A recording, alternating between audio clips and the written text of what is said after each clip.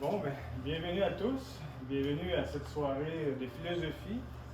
Comme vous le savez, c'est bien d'avoir une petite salle comble. C'est plaisant de voir des gens qui s'intéressent à la philosophie et qui cherchent à prendre davantage. Donc, l'activité est donnée dans le cadre de la Nuit de la philosophie, une initiative de l'École de philosophie Nouvelle-Acropole. Donc, bienvenue à cette activité qui, regroupe en cette journée mondiale de la philosophie, où on ouvre l'opportunité à nos concitoyens de Montréal et de partout dans le monde, parce qu'on est dans plusieurs pays en même temps, donc de faire une activité ou d'ouvrir des activités en même temps à Montréal, dans différentes villes aussi un peu partout dans le monde, et des participants comme M. Serge-André Guay, qui a accepté de proposer un projet, de venir participer à cette nuit de la philosophie. Donc, Monsieur Guay est fondateur, président-éditeur, fondateur de la Fondation littéraire Fleur de Lys, excusez-moi, je suis en train de il se passionne pour l'écriture depuis toujours. Il cumule 25 ans d'expérience professionnelle dans le domaine des médias, des communications et du marketing. Donc, il a fondé la Fondation Fleur de Lys comme c'est le premier éditeur libraire francophone sans but lucratif en ligne sur Internet. Donc Monsieur Guay va nous présenter une activité sur la philothérapie, ou quand la philosophie nous aide, qui est une revue des principaux livres de philosophie pratiques sur le domaine. Donc, sans plus attendre, je vous laisse M. Guay donner la présentation. Et si vous avez des questions, vous allez avoir une période de questions à la fin. Et ça peut arriver que je prenne des petites photos dans l'activité. On va aussi enregistrer. Donc, ça sera pour l'interne et un peu pour la promo, mais on ne présentera pas de visage. S'il y a quelque chose aussi, vous pouvez venir me voir pour me dire. Ça va? Merci. Merci. Bonne soirée. Alors bien, bonsoir. Ça va. Comme vous le savez, je m'appelle Serge-André Guay et je suis à la Fondation littéraire Fleur de Lys. Mais mon lien avec la philosophie est celui d'un simple amateur. Je m'intéresse à la philosophie depuis l'âge de 15 ans environ. J'ai eu des périodes moins actives, des périodes plus actives, et récemment, je me suis intéressé à ce que l'on appelait, ou qu'on appelle encore aujourd'hui, la philothérapie. Alors, comme c'est la première fois que je vais donner cette conférence, je vais me référer souvent à mon texte et vous lire mon texte. D'autant plus que j'ai avec moi une série de livres que j'ai amassés au cours des 2 dernières années, qui traitent spécifiquement de la philothérapie. Et on va passer en revue chacun de ces livres-là par un extrait que j'ai choisi et que je vais pouvoir commenter et que vous allez pouvoir questionner à la période de questions. Ça vous va? OK, vous n'êtes pas mort, là? OK. Alors, la référence à Socrate et à Platon, pour ceux qui sont familiers avec la philosophie, est omniprésente dans la philothérapie. On sait d'abord que le domaine de la consultation philosophique s'inspire des propos rapportés par Socrate au sujet de sa façon de pratiquer la philosophie dans la ville et comment il interrogeait les gens autour de lui et comment il pratiquait sa philosophie. En fait, Socrate n'a pas écrit un seul mot, c'est Platon qui nous rapporte tout ça. Donc, il y a place à l'interprétation. Ce que Socrate nous rapporte n'est pas nécessairement tout à fait conforme à la pratique même de Socrate. Ce que Platon nous rapporte n'est pas nécessairement... comment je disais ça? Conforme à ce qu'elle dit. Conforme à ce que Socrate disait.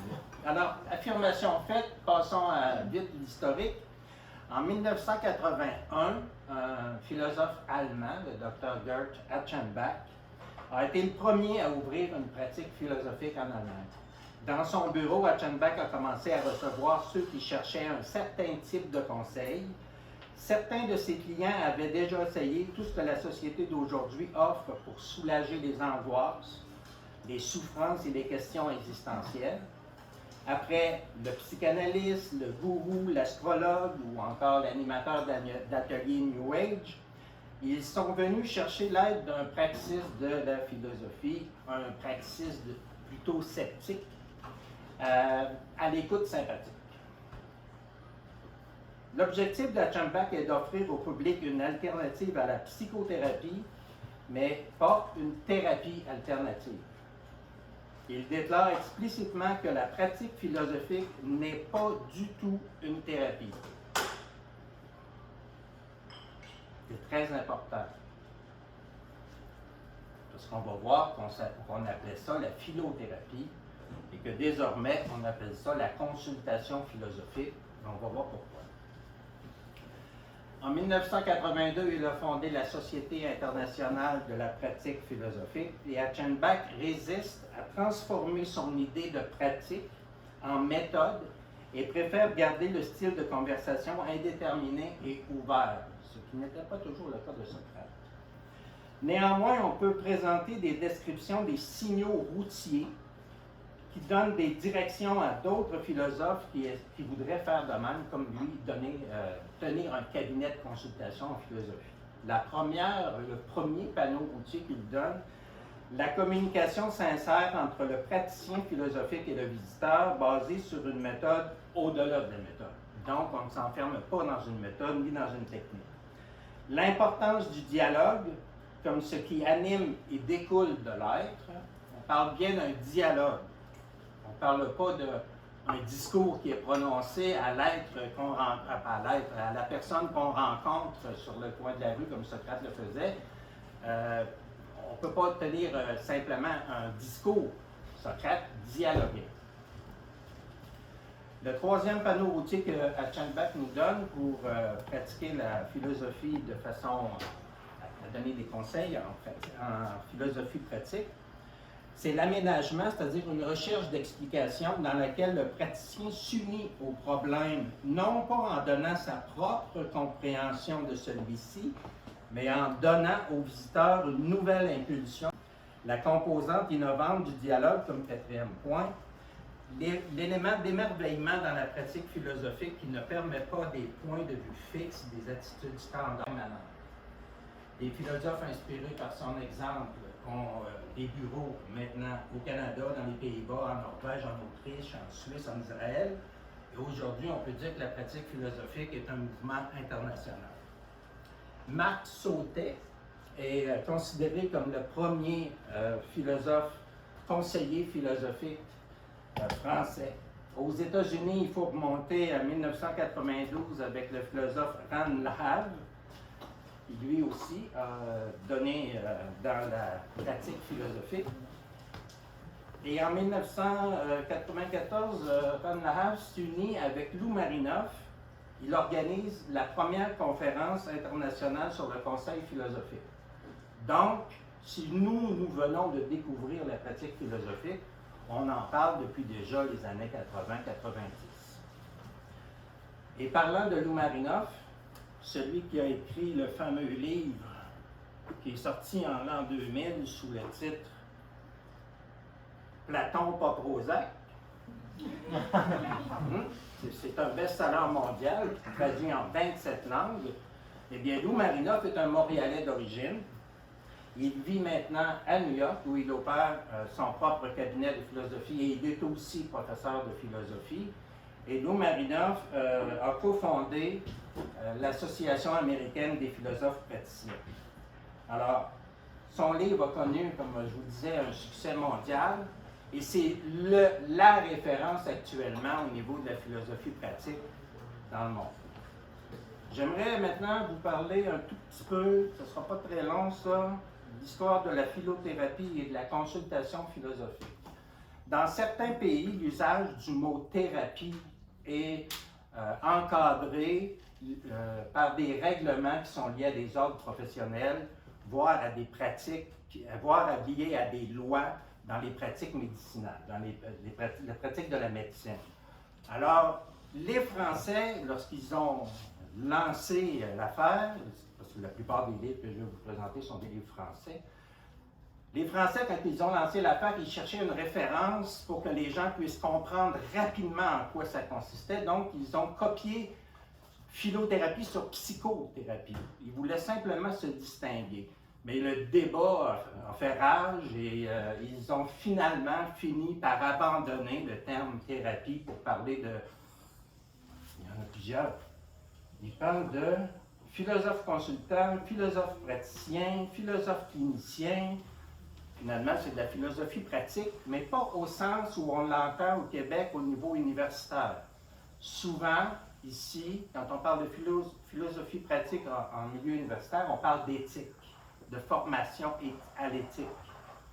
De fait qu'il y a au Québec actuellement des diplômés en philosophie qui offrent leur aide pour développer des manuels d'éthique ou des méthodologies éthiques à l'intérieur d'organismes, d'entreprises, etc. Mais ils ne font pas de conseils philosophiques d'individu à individu. OK, on commence avec notre premier livre, on en a 16. Alors, on va y aller rapidement. Le premier livre, c'est Philothérapie. Et malgré ce que je vous ai dit, le livre a été publié en 2019. Alors, ça aurait dû être abandonné, mais il y en a encore qui essaient. Parce qu'on reconnaît, de toute façon, les philosophes le reconnaissent, un aspect thérapeutique à la philosophie. Ne serait-ce qu'une thérapie de l'esprit, plutôt qu'une thérapie de la psyché, comme on trouve en psychologie. Alors, Philothérapie, libérez-vous par la philosophie de Nathaniel Maslow, dit dans son introduction au sous-titre La philothérapie, une nouvelle méthode. Aussi étonnant que cela puisse paraître, nous manquons cruellement d'un dispositif spécifique qui aborderait les questions de notre existence. Les possibilités quasi infinies qui nous sont proposées, développement personnel, thérapie, coaching, nous laissent souvent dans l'embarras quant au choix, sinon perplexes devant leur nombre. En nous tournant du côté de la psychologie, des médecines alternatives, des activités fondées sur la découverte et la gestion des énergies, nous abordons des dispositifs qui, en effet, ont bien quelque chose à voir avec ce qui nous préoccupe. Mais, en se focalisant sur la conscience, les mécanismes et la chimie de notre corps, ou encore la part de mystère qui entoure notre énergie vitale, ces disciplines s'interdisent de remonter à la source de l'objet fondamental qui motive leur investigation et qui se trouve être également la raison pour laquelle nous faisons en vain appel à elle, c'est-à-dire l'existence elle-même. Autrement dit, ce que Nathaniel Maslow note, suite à sa propre pratique, c'est que souvent les gens qui viennent dans son bureau sont des gens qui ont déjà consulté en psychologie ou qui ont déjà consulté des livres de développement personnel, des coachs, mais la question fondamentale de base, la source de la source, la question de l'existence elle-même n'a pas été abordée et c'est ce qu'on fait avec la philothérapie. Deuxième volume, sur le divan d'un philosophe, la consultation philosophique, une nouvelle démarche pour se connaître, changer de perspective, repenser sa vie par Jean-Eudes Arnoux. C'est un Suisse. Au troisième chapitre, au sous-titre « Définition de la consultation philosophique », on peut lire « La consultation philosophique et la psychothérapie sont deux pratiques qui ne se confondent pas, au même titre que la psychologie et la philosophie, qui sont deux discours différents sur l'homme. La pratique de la philo pour devenir libre et oser être vrai. » Très bien écrit, très clair. Vous lisez, vous comprenez. Ça, c'est extraordinaire, ça. Il n'y a pas d'effort à faire. J'ai trouvé un extrait qui se lit comme suit. La consultation philosophique partage avec la psychanalyse l'objectif d'une meilleure connaissance de soi. Elle en diffère toutefois sur 3 points essentiels. Le premier, elle ne prétend pas accéder à l'inconscient et ne travaille que sur des pensées conscientes.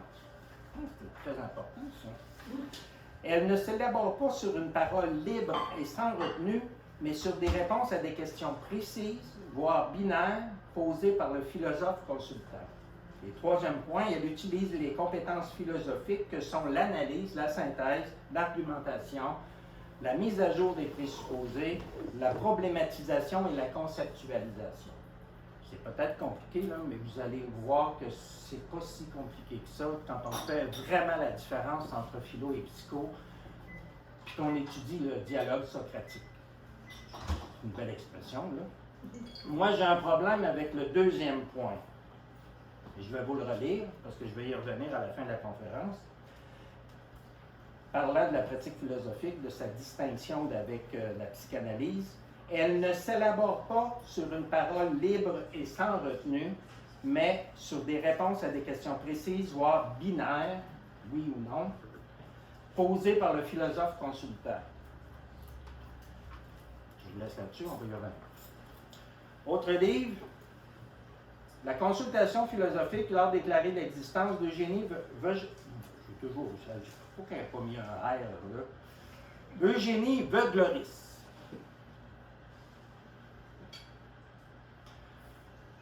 Considérant son interlocuteur comme son frère en condition humaine, le consultant philosophe ne reste pas en retrait. Contrairement au psychanalyste qui se tait pour laisser parler l'inconscient de l'analysant, le philosophe consultant parle de lui dès lors que son expérience peut servir de miroir ou de piste. Contrairement aux psychothérapeutes qui utilisent des tests pour mieux cerner la personnalité de l'autre, le consultant philosophe se fonde sur le seul échange pour permettre à l'autre de mieux se connaître.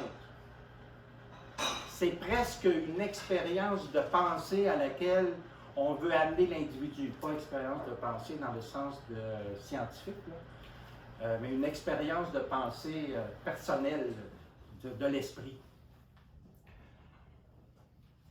Libre de toute contrainte technique prédéfinie, se méfiant de tout protocole et de toute procédure, le consultant philosophe respecte seulement quelques règles de méthode, exigence de clarté, ouverture à la remise en question, confrontation avec soi à travers une communication authentique avec l'autre et réciprocité. La consultation philosophique, le philosophe consultant et son client, si on peut parler de client, n'est pas plus solide que son lien le plus faible. De fait, la science du bonheur s'appuie sur de nombreux postulats sans fondement, sur des incohérences théoriques, des insuffisances méthodologiques, des résultats non prouvés et des généralisations ethnocentriques et abusives. Tout cela interdit d'accepter de manière non critique ce que cette science affirme en se réclamant de la vérité et de l'objectivité. Franchement, je vous dis, cherchez pas le bonheur. Ça sert absolument rien. Il est à l'envers? Non. Ah oui, on l'a ici. OK, ça c'est un livre qui est gratuit sur Internet. Le pendant européen de Lou Marinoff, c'est Oscar Brunifier.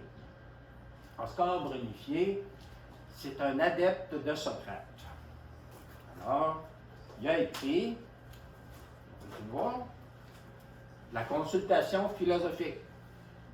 Et aussi un autre livre qui s'intitule L'art de la consultation philosophique. Et il a ses adeptes.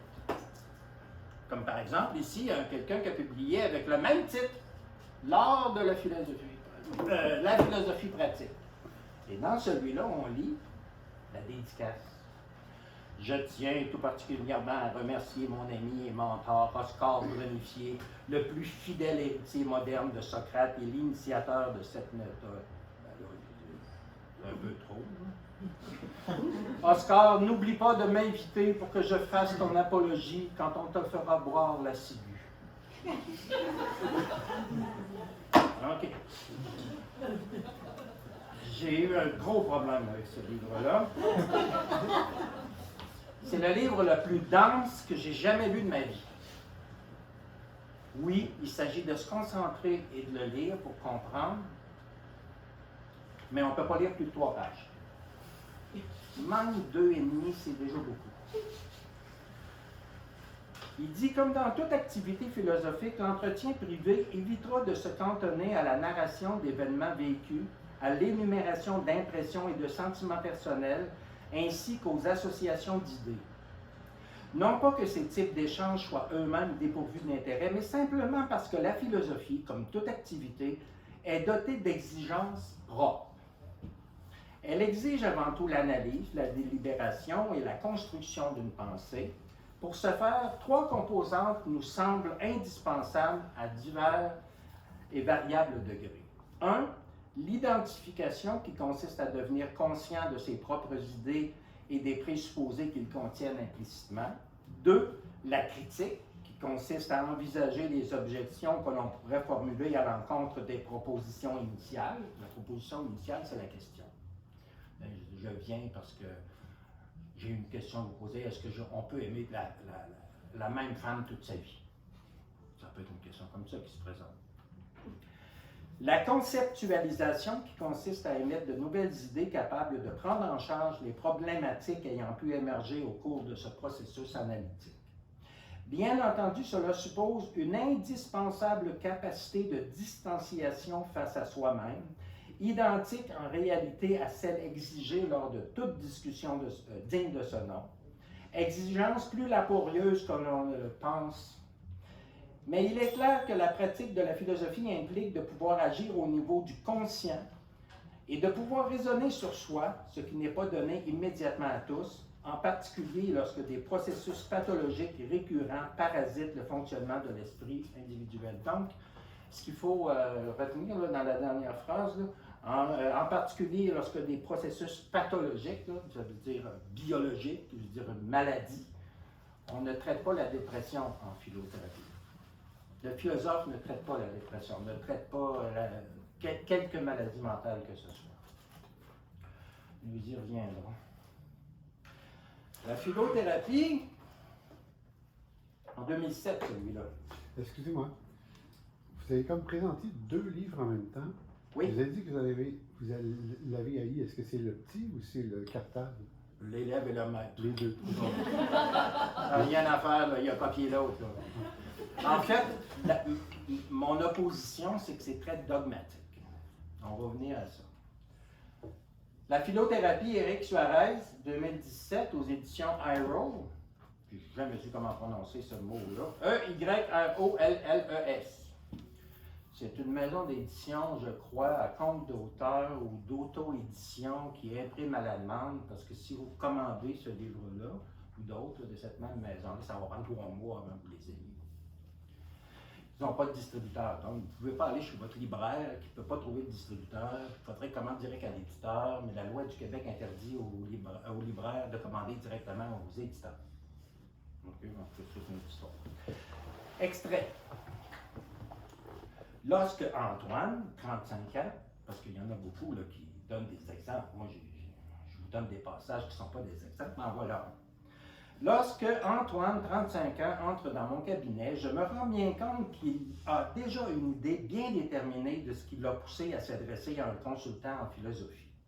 Son problème est clair, d'autant plus qu'il est partagé par de très nombreuses personnes de sa tranche d'âge, oscillant entre la volonté de construire un couple avec tout ce qu'il comprend et l'incertitude qu'il puisse perdurer dans le temps.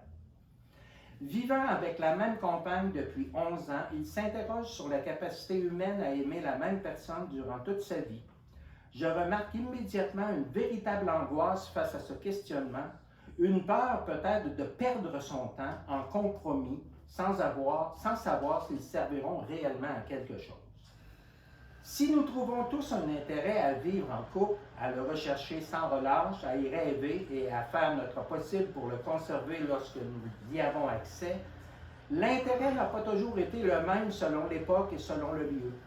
Qui n'a jamais entendu parler une grand-mère légitimer le fait que sa fille choisisse un garçon sur le seul critère que celui-ci est un travailleur? Les couples fondant leur existence sur une sécurité matérielle établissent d'emblée un contrat selon lequel chacun des protagonistes est gagnant et apporte à l'autre ce dont il manque, ce dont il n'a pas. Aujourd'hui et dans les pays riches, les besoins ne sont plus les mêmes. Les femmes comme les hommes ont gagné en indépendance et peuvent vivre en célibataire tout en subvenant à leurs besoins les plus primaires. Dans ce nouveau cadre, nous entendons tous de l'amour autre chose qu'une aisance matérielle. L'individualisme, c'est-à-dire cette propension qu'a l'homme moderne à pouvoir et à vouloir exprimer ce qu'il est au plus profond de lui, semble plus difficilement compatible aujourd'hui qu'hier avec une vie de couple entendue pour la vie. Alors ça, c'est le genre de rapport que vous allez trouver dans ces livres-là. Il y en a plusieurs, il y en a qui vont faire un verbatim de la consultation, ils vont faire, dans le verbatim, ils vont dire, bon, ben là, je suis intervenu, j'ai dit telle chose par rapport à telle autre chose, bon, etc. Autre livre. Où est-il? Ici. Celui-là, il est drôle. C'est un livre humoristique. Écrit sous un pseudonyme, Oreste Syndrome. Un bonhomme très populaire, vous savez, il a écrit beaucoup de volumes sur différents sujets, mais celui-là, Comment choisir son philosophe, guide de première urgence à l'usage des angoissés métaphysiques. C'est vraiment drôle quand j'ai écrit à l'auteur pour lui dire que je venais de publier un rapport de lecture, je vous en parlais tout à l'heure, un rapport de lecture de son livre. Il dit que je suis allé dans ma bibliothèque, ça fait 10 ans que j'ai écrit ça, j'ai ri comme un fou. Effectivement, c'est drôle du début à la fin. Il nous parle de la vie personnelle et professionnelle des philosophes. Et d'après ce que je peux voir, on ne peut pas les suivre dans leur vie personnelle, parce qu'il n'y a pas grand monde qui ont eu une vie philosophique ou sage dans ces gens-là, que ce soit Heidegger, hein, qui a mal fini avec sa sœur, là, fou dans un auberge, une auberge chez lui. Mais elle faisait venir des gens pour le visiter, elle faisait payer des gens, c'était pas vrai. De ce livre-là, je retiendrai une seule chose, le tableau à la dernière page. J'ai dit enfin quelqu'un qui publie un vrai tableau, hein? C'est fantastique. Bon, vous avez besoin de tranquillité, vous allez vous tourner vers l'épicurisme. L'effet, c'est que ça va chasser l'angoisse et le souci, jouir du présent, et puis vos produits sont Épicure et Lucrèce. Si vous avez un problème avec les narcotiques, vous allez vous tourner vers le scepticisme, vaincre le désir, cultiver l'indifférence, vous allez aller vers Zénon et Montaigne. Je vous en donne un autre. Si vous avez besoin d'euphorie, j'étais toujours comme ça, vous avez besoin un peu d'euphorie, vous avez besoin donc de la philosophie du dynamisme, et votre objectif, l'effet sera de changer le monde, d'écrire de gros livres, conquérir des positions. Vous allez lire Machiavel, Bruno, Gracian, Marx et Sartre. C'est vraiment drôle comme livre, c'est vrai. Allez. C'est pas de la philothérapie, mais ça s'y rapporte. Comment choisir son philosophe? Parce que quand j'ai commencé à lire sur la philothérapie, plus je lisais, plus on fait des références à différents philosophes, à de très nombreux philosophes, et plus on lit, plus on se dit, mon Dieu, ça doit prendre une connaissance très étendue de toutes les philosophies qui circulent dans le monde, que ce soit des philosophies occidentales, asiatiques, orientales, etc. J'ai dit, j'y arriverai jamais, si jamais je veux faire ça, j'y arriverai pas. Mais celui-là, il nous dit comment les choisir. Avec un sens de l'humour. Pierre Hadot, aussi quelqu'un de très connu. Ici, c'est la philosophie comme manière de vivre. Si vous n'êtes pas curieux de sa vie personnelle, ne lisez pas ce livre. C'est sa vie personnelle. Vous ne savez pas. Extrait. Je veux dire donc que le discours philosophique doit être compris dans la perspective du mode de vie dont il est à la fois le moyen et l'expression, et, en conséquence, que la philosophie est bien avant tout une manière de vivre, mais qui est étroitement liée au discours philosophique. Hadot, c'est lui qui a poussé le fameux mouvement « La philosophie ». C'est pas juste un enseignement, c'est pas juste une connaissance théorique. La philosophie, c'est une manière de vivre. Et c'est lui qui a tenu ce mouvement-là sur la scène mondiale. Il est décédé il n'y a pas très longtemps. C'est très intéressant comme volume, et comme je vous dis, ce sont des entretiens avec Pierre Hadot. Alors, il parle beaucoup de sa vie personnelle, qu'il est prêtre, qu'il a défroqué, qu'il s'est marié, bon, etc. La philosophie, un art de vivre, paru cette année. C'est un collectif Et je vais vous lire un extrait. Philosopher ou vivre avec philosophie. C'est le sous-titre. Ainsi s'agissait-il moins de philosopher que de vivre avec la philosophie. Il n'y avait pas de philosophie sans vie philosophique. On reconnaissait un philosophe à sa façon de se conduire conformément à une éthique de l'existence. Comme le dit Plutarque, c'est la pratique de vie quotidienne de Socrate qui est sa vraie philosophie.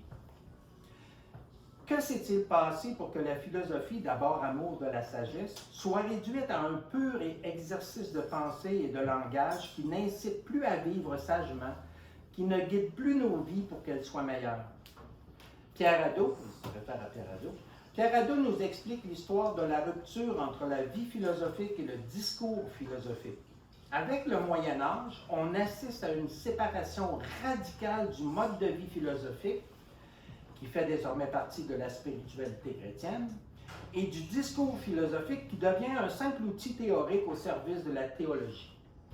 La philosophie se réfugie dans les universités où il ne s'agit plus, comme dans l'Antiquité, de former des hommes, mais des professeurs qui formeront à leur tour des professeurs.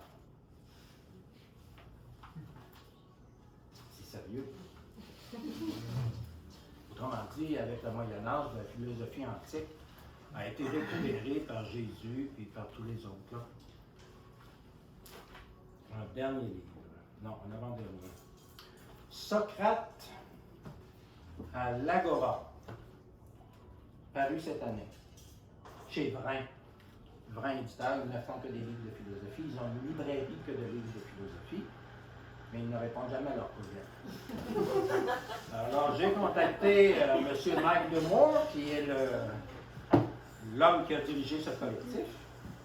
Et je vous lis un extrait qui va vous ramener à ce que je disais tout à l'heure sur le fait que Oscar Brunifier, avec Socrate, était très dogmatique. Je vais vous lire l'extrait.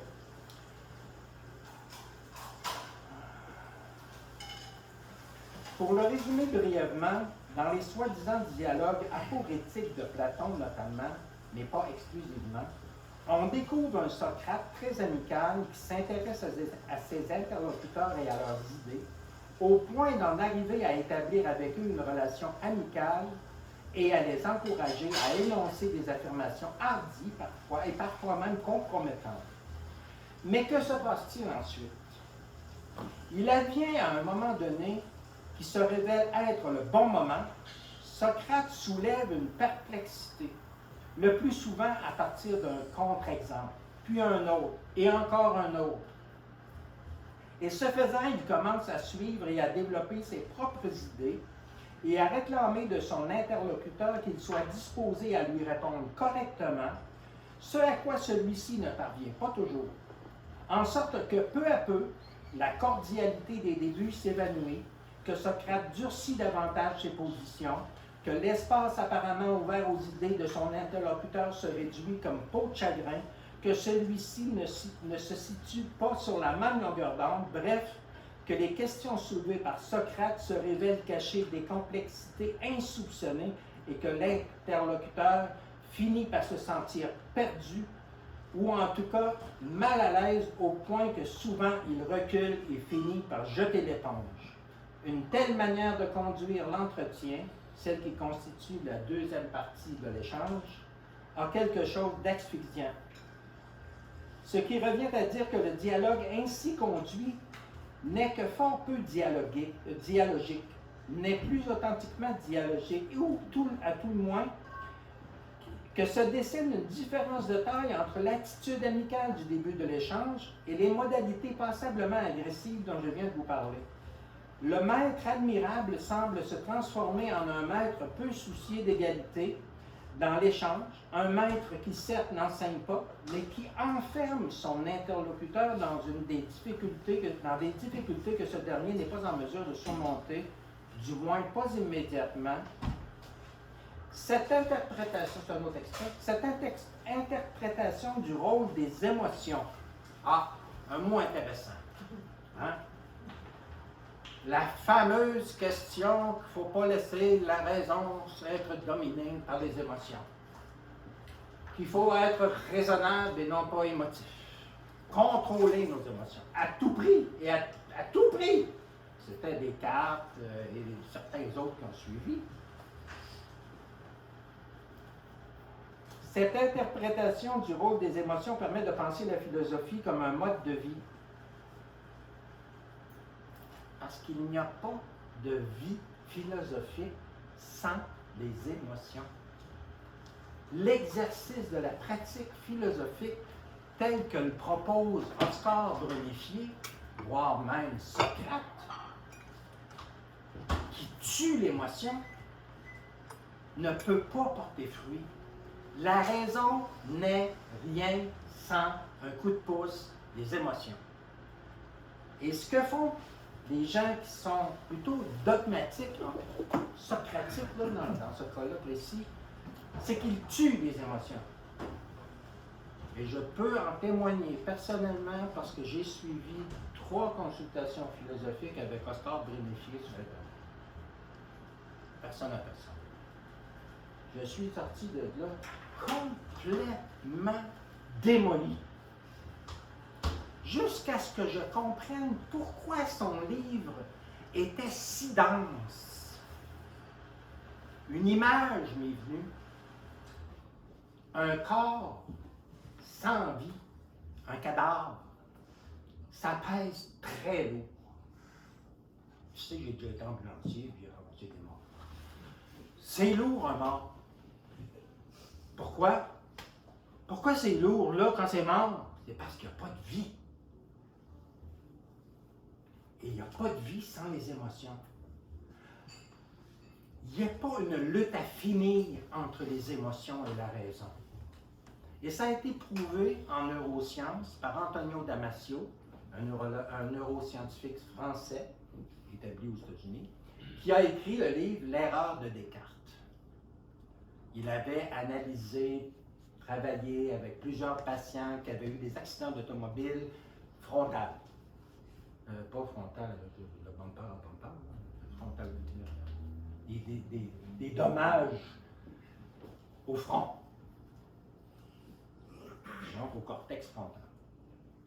Et dans ces analyses, il s'est aperçu que les gens peuvent dialoguer, mais ne peuvent pas prendre aucune décision.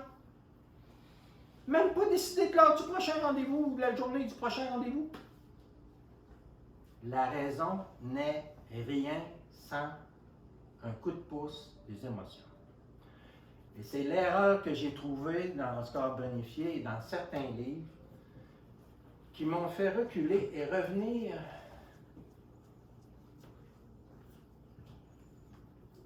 le cortex frontal, c'est une partie qui gère nos émotions. ouais. Et revenir en Amérique du Nord, enfin, avec Lou Marinoff. Parce que c'est vrai, ces livres-là ont été écrits dans un contexte européen. La consultation philosophique a été faite dans un contexte européen. C'est bien fait, c'est intéressant. Quelques-uns ont été rejetés. Mais, en Amérique du Nord, Lou Marinoff n'a jamais, depuis Platon pas Prozac, il n'a jamais rejeté la part émotive dans le dialogue. Et il ne faut pas le faire. Puis il y en a qui le font, et c'est très douloureux quand vous êtes quelqu'un qui est un client. Là, vous n'avez pas le droit de vous justifier. Vous n'avez pas le droit d'ajouter un adjectif. Hein? Moi, j'avais dit la généralisation. Ah oui, oui, mais il faut que je vous dise, c'est à outrance. Il est trop tard. Là, ça, il est trop tard, c'est l'autre séance qui vous le dit. Vous n'avez pas le droit de vous justifier. Je pense ceci parce que j'ai vécu ceci.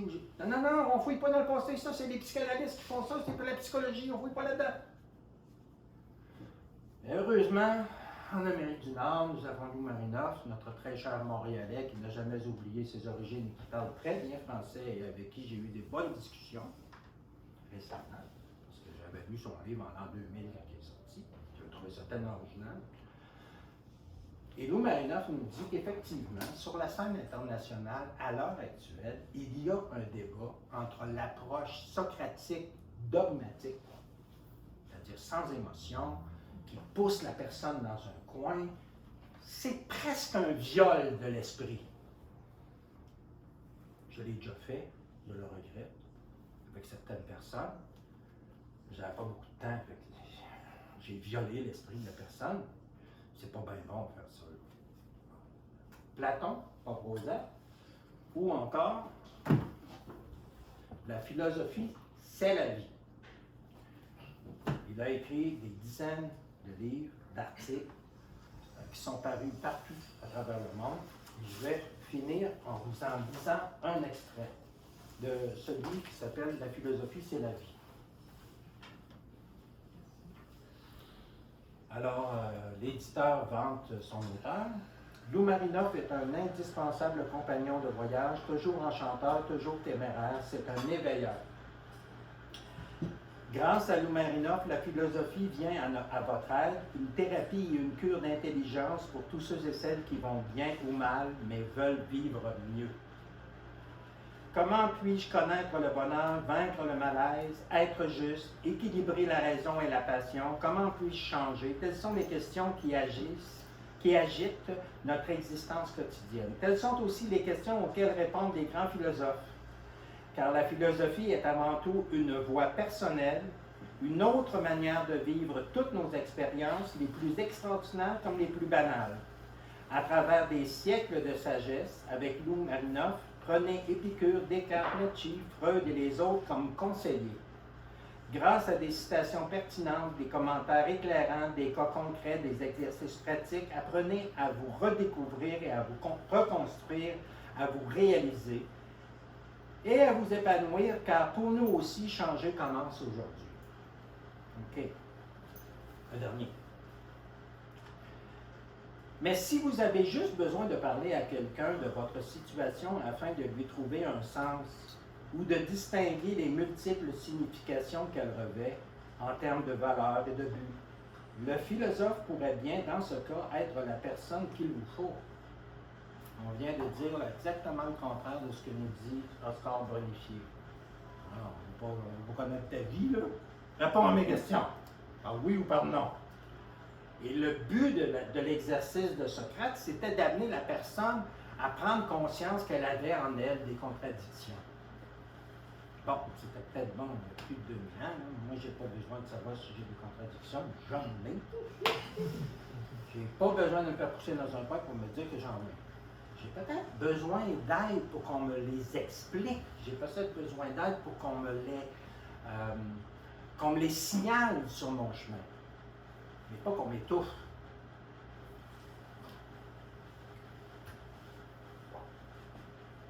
Dans les mondes anciens et tout au long de l'histoire, les philosophes ont été ouverts au traitement des maladies de l'existence. Pourtant, dans le monde actuel, ils se montrent incroyablement inaccessibles et peu concernés par ces problèmes.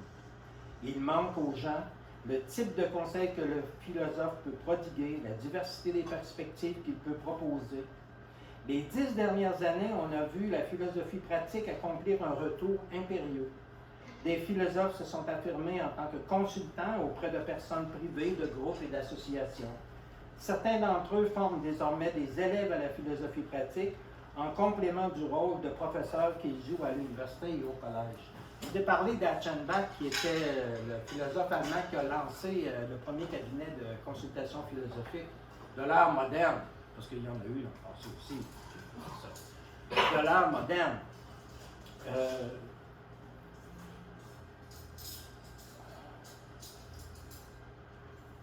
J'ai besoin de vous. C'est-tu bête, hein? C'est vraiment faut que je la retrouve. Ah oui.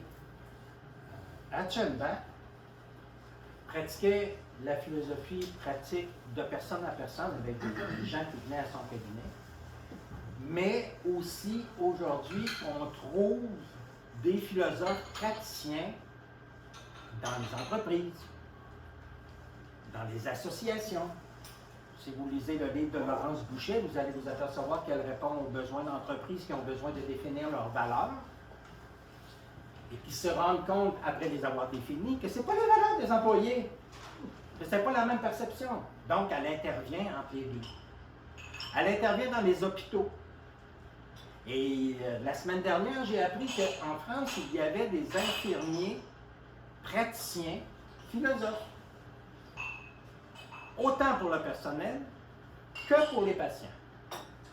Or, la pratique philosophique se répand en entreprise, en association.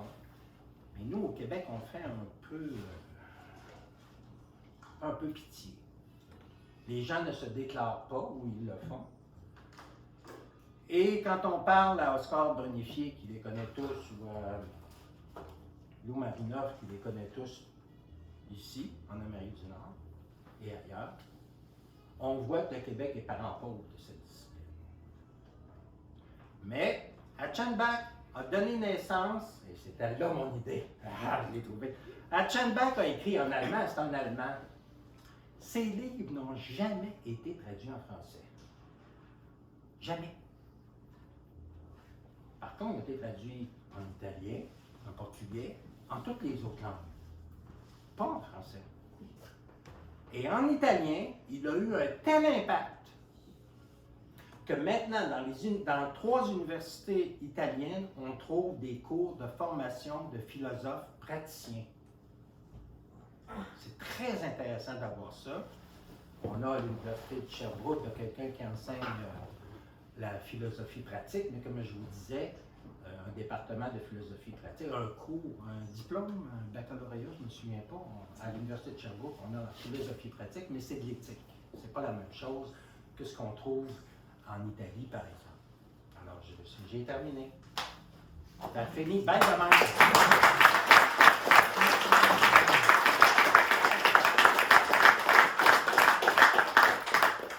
Il est 8h30, normalement, on devrait tous s'en aller pour être contents ou malheureux, mais je vais répondre à vos questions du mieux que je peux. Oui. Merci pour tout ce voyage à travers la philothérapie. J'ai remarqué, pendant que vous parliez, la présence d'un jeune enfant dans l'audience. Je me suis rappelé un livre que j'ai lu, Le racisme expliqué à ma fille. Est-ce que vous pouvez expliquer aux jeunes, qui étaient braves de rester pendant toute votre conférence, expliquez-lui ce que c'est la philothérapie, pour qu'il le transmette à ses camarades demain matin? Plutôt que d'aller voir un psychologue, va voir un philosophe. C'est tout. Autre question?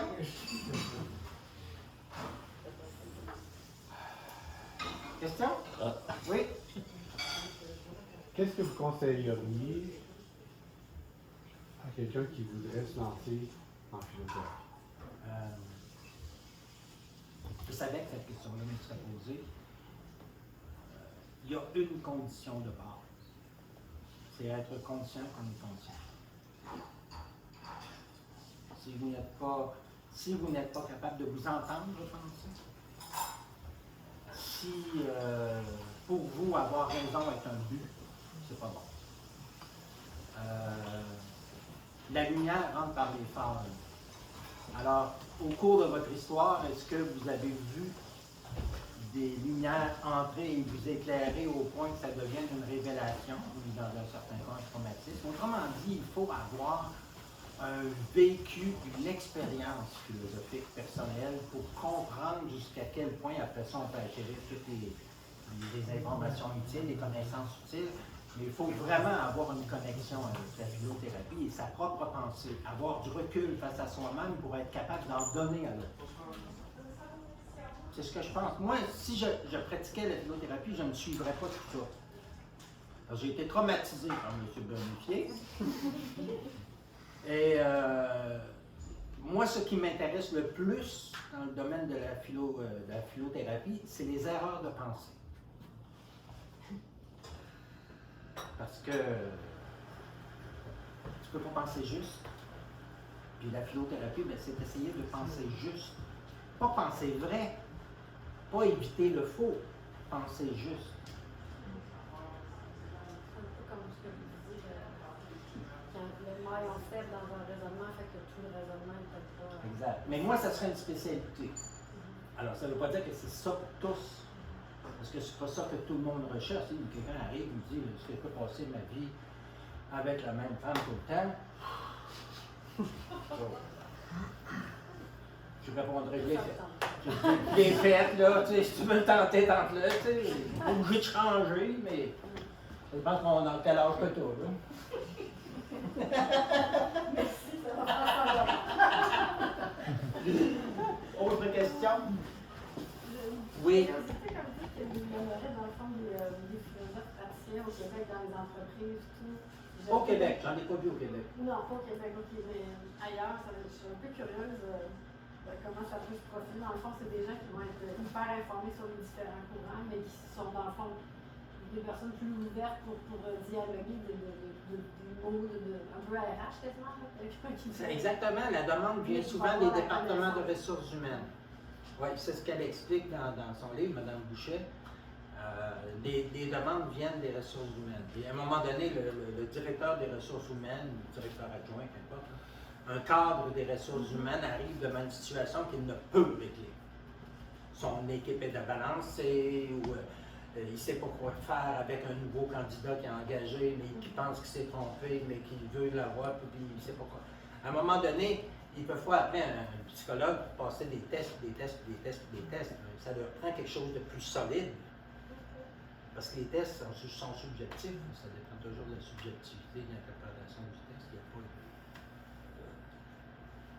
Oui? Juste pour ajouter, au Québec, on a SEV, Fondation Canada, Oui. qui fait de la consultation d'entreprise à partir de la philosophie pour enfants. Donc, peut-être un petit début d'horizon à cet endroit-là. Peut-être ajouter, je ne sais pas si vous l'avez lu, de Julie Tremblay, la philosophie comme solution au mal de vie. Non, je n'ai pas lu ça. Vraiment excellent. Si ça peut rajouter dans la liste, ça se rapproche un peu de tout ça. OK. Puis j'avais fait une question, les courants de self-care en philosophie féministe, je ne sais pas si ça pourrait rentrer un petit peu dans la philothérapie ou consultation pratique. En philosophie, il y a deux choses. En fait, on dit, c'est M. Horace Syndrome qui dit la philosophie n'existe pas. Et les philosophies existent. Moi, je vous dirais qu'il y a des philosophies. Il s'agit d'être capable de faire les distinctions entre chacune, ce qui n'est pas aisé de commencer à lire et à analyser tout ce qu'a écrit Platon, tout ce qu'a écrit Sénèque, tout ce qu'a écrit Épicure, etc., à venir jusqu'à nos jours, Rousseau, Pascal et tous les autres. On ne peut pas, c'est presque impossible. Alors, il y a une entrée soit dans une philosophie. Moi, je ne suis pas rentré dans une philosophie, je suis rentré dans la philosophie, celle qui n'existe pas, selon les experts. Mais effectivement, moi, je m'intéresse beaucoup plus au système de pensée, à la pensée elle-même, comment c'est fait, comment c'est bâti, si c'est ouvert, si c'est fermé, c'est ça qui m'intéresse le plus. Mais je ne peux pas répondre à votre question sur une philosophie en particulier. Oui? Oui, donc je voulais juste un peu rajouter, on parlait d'Épicure, je pense qu'il y a un gros mouvement sur le stoïsme qui devient de plus en plus populaire, peut-être pas en philothérapie en tant individuel, mais on parle par exemple de Ryan Holiday qui fait beaucoup de podcasts, de choses, mais qui aussi il y a des contrats avec des gouvernements et des entreprises. Et je me demandais s'il y avait peut-être d'autres types de philosophies. On parlait beaucoup de Socrate, mais je pense que le stoïsme maintenant c'est quelque chose qui est beaucoup utilisé, peut-être en self-help, mais qui apporte vraiment, qui remplace un peu certains côtés thérapeutiques de d'autres pratiques. Ah, j'ai dit parler beaucoup de Socrate parce puis les gens parlent beaucoup de Socrate parce qu'on le reconnaît comme le père de la philosophie, mais en fait, il y avait des gens avant lui, puis il y a eu des gens après lui. Hein. C'est juste parce que lui, on a fait une vedette. Mais toutes les philosophies antiques qui se retrouvent aujourd'hui en adaptation avec notre monde ne sont pas d'après moi. Ça dépend. C'est un choix. Il y a un choix personnel dans la philosophie. Hein. Si vous suivez Descartes, c'est un choix. Si vous suivez Socrate, c'est un autre choix. Si vous suivez un Rousseau, c'est un autre choix. Il y a des choix personnels en philosophie. Oui? Alors, je voulais. Interrogatoire. Ça va toujours bien servir à quelque chose. Donc, c'est vraiment une question personnelle pour vous. Comment je voudrais connaître votre point de vue sur une petite question. Dans le monde actuel que nous vivons, où c'est un monde qui est de plus en plus dépourvu de conscience philosophique, est-ce que vous pensez qu'un jour, la consultation philothérapeutique pourra remplacer la psychothérapie, la psychiatrie analytique ou quelque chose du genre? Non. Je ne pense pas que c'est un débat entre les deux. Il y a une distinction entre les deux. La psychothérapie est très utile. On ne peut pas soigner la dépression en philosophie. À moins d'avoir lu le livre qui s'appelle « Être bien dans sa peau ».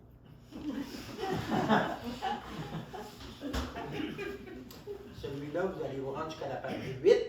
Et à la page 8, il y a une série d'erreurs de pensée qu'ils ont analysées en université pour se rendre compte qu'elles étaient communes à tous les gens qui faisaient des dépressions. Mais je parle plus de pathologie. Je ne vais même pas utiliser le terme pathologie. Je parle des déséquilibres mineurs qui peuvent très bien être réglés avec des consultations philothérapeutiques plutôt que directement aller sur la psychothérapie. Voilà ce que je veux dire. Parce qu'aujourd'hui, par exemple, si je prends un exemple tout simple, mais qui aujourd'hui prend de plus en plus de place, l'hypnothérapie.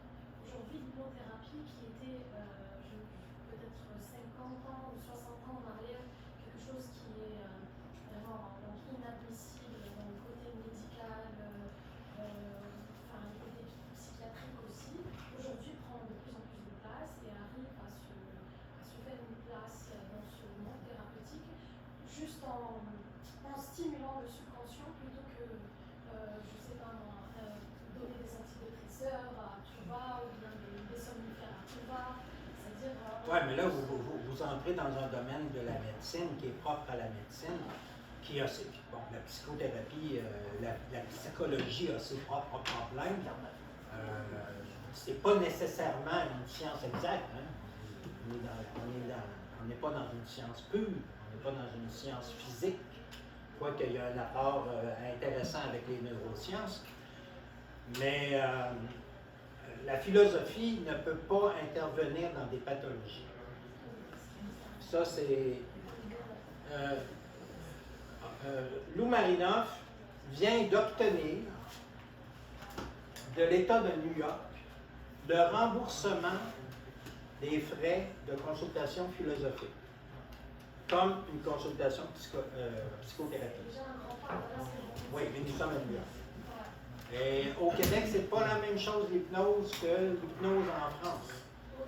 En France, on vous ouvre le crâne sous l'hypnothérapie. Non, mais en Amérique du Nord, je ne sais pas s'il y en a beaucoup qui voudraient juste s'en donner. Je ne sais pas. Mais il faut quoi? Mesmer, on n'est pas rendu plus loin de ça. Merci. D'autres questions? Ça va être dur, hein? La situation des deux. Ah, OK. C'est Michel qui décide. Oui. Peut-être une dernière question? J'aimerais savoir un petit commentaire sur le rapprochement que vous pouvez faire entre la philothérapie et la philosophie pour enfants. Il semble qu'il y a des rapprochements à faire. Puis la deuxième question, est-ce qu'en résumé, vous pourriez nous dire les 3 ou 4 livres que vous recommandez vraiment? La philothérapie pour enfants, Oscar Brunifier est un pionnier. Et vous allez trouver sur son site internet qui s'appelle Institut de pratique philosophique, vous allez trouver sur son site internet des dizaines et des dizaines de livres sur les travaux qu'il a fait dans l'enseignement de la philosophie aux enfants. Et effectivement, je pense que ça rentre dans la philothérapie. Votre deuxième question? Les recommandations. À part Lou Marinoff, finalement, il y avait ce livre-là que vous avez beaucoup aimé qui n'est plus là. Mais donc, les livres que vous recommandez vraiment. Oscar Brunifier, je vous le recommande quand même. Ah oui? Oui. Pour la torture de l'esprit québécois. Non, mais c'est très intéressant de voir comment c'est fait, de l'autre côté du miroir. Ouais. Mais Laurence Boucher, comme je vous disais tout à l'heure, on le lit et on a compris. Oui, tu m'as? C'est lui, c'est le top, là. Oh, Laurence, ah oui. Ouais. Philosophie pour se retrouver, ça c'est très bon. Mais je pense que c'est out of print. Je pense que c'est épuisé. Mais vous allez le trouver sur Amazon ou une autre, déclic.fr ou d'autres librairies en ligne, là qui vendent ça. C'est le meilleur que j'ai vu. Michel, c'est à vous? Ben, merci. Merci pour d'être venu. Merci à M. Guy de son exposé intéressant sur les livres. On a plein de références maintenant à lire. Donc, merci à tous d'être venus. Et puis, n'hésitez pas aussi à nous suivre sur Facebook, sur notre mailing. Vous allez sur la page www.nuitdelaphilosophie.ca. Vous pouvez vous inscrire au mailing. On va mettre aussi des extraits, des petites vidéos en ligne. Donc, vous pouvez avoir du matériel. Et aussi, vous étiez tous inscrits, on pourra vous envoyer là, la liste des documents par courriel. Merci beaucoup. Merci.